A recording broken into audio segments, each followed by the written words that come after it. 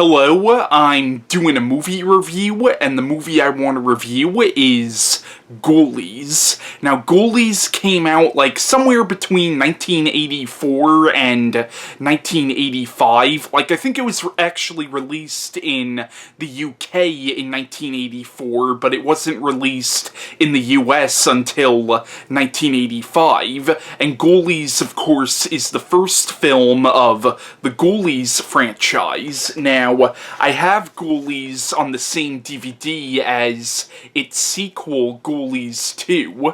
Now, Ghoulies is basically a Gremlins ripoff, even though I heard that they actually came up with the idea for this movie in 1983, which was before Gremlins. You could still definitely tell that Charles Band, who was the executive producer for this movie, you could tell that he was definitely putting this out to kind of capitalize on the success of Gremlins, which came out earlier in 1984.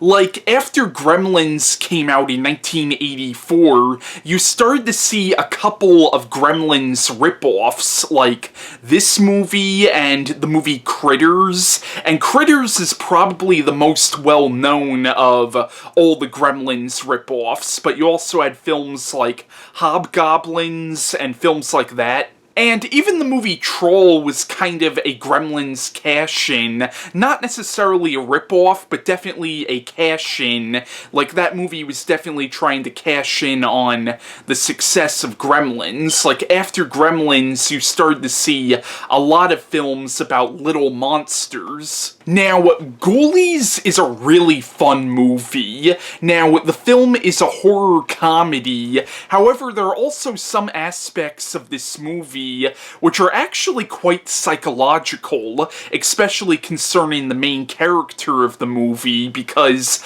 a lot of this film deals with the main character kind of going crazy or becoming drawn into this, like, satanic shit that's really kind of messing with his mind and making him evil. So the film is a little more psychological than you might think. Now, the plot of Ghoulies is it begins with this man named Malcolm Graves, who is pretty much a Satan worshipper. He tries to sacrifice his own son to Lucifer, and you realize that he actually has supernatural powers given to him by Lucifer, and he was able to summon all these little demons, who of course are the Ghoulies. So, as I said, in the beginning of the movie, this character Malcolm, he tries to sacrifice his son to the devil, but then the boy's mother, who I'm assuming was Malcolm's wife, tries to save him, but then Malcolm kills her, but this character named Wolfgang manages to save the boy,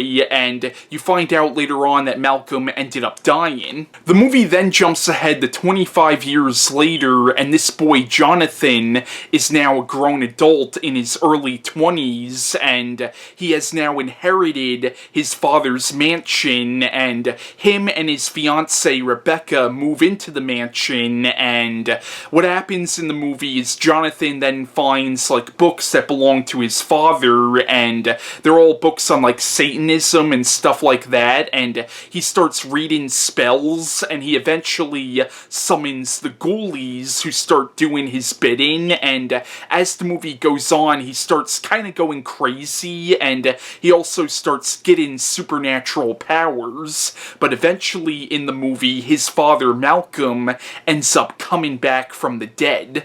And then Malcolm once again tries to sacrifice Jonathan to the devil, and the Ghoulies, of course, start working for Malcolm instead of Jonathan. Now, Ghoulies is a really fun movie, but as I said before, the film is actually a little more psychological than you might be expecting from a film that is more or less a Gremlins ripoff, and for the most part really is a horror comedy. There are some psychological aspects of this movie, though, particularly with the main character, Jonathan, because a lot of this film really deals with the character of Jonathan being drawn into all this magic and all this satanic stuff, and it's really about the character of Jonathan kind of descending into darkness and becoming just like his father is. Now, out of all the Ghoulies movies,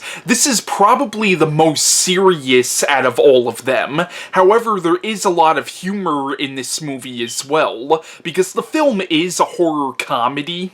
And the humor in this movie really comes from a lot of the friends of Jonathan and Rebecca, because in the film, there's certain points where Jonathan and Rebecca invite some friends of theirs over, and eventually the Ghoulies start attacking some of their friends, and their friends in this movie are genuinely funny characters, especially this character named Mike, who is like a stoner. He's a hilarious character, and is probably my favorite character in the whole movie.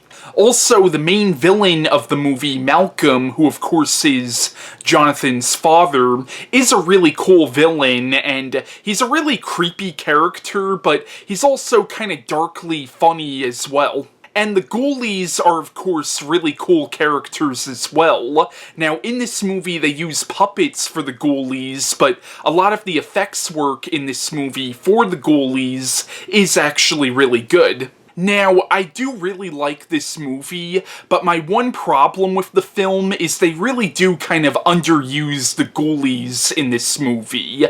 Like, in the film, really the character of Malcolm is the main villain. The Ghoulies just work for him, but the Ghoulies really don't get used that much in this movie, and they're like the title characters of the film, and I do wish this film just used the Ghoulies a little bit more. Also, the ending of this film, I don't want to give it away, but the ending of this film is a little bit of a cop-out, and if you've seen the film, you probably already know what I'm talking about, but the ending, like, I don't want to give it away, but the ending's, like, okay. Like, once again, it's kind of a cop-out ending, in my opinion. Now, in the movie, there's this character named Wolfgang, and when I was rewatching the movie for this review, I kept looking at him going, where have I seen that guy before? And then it hit me.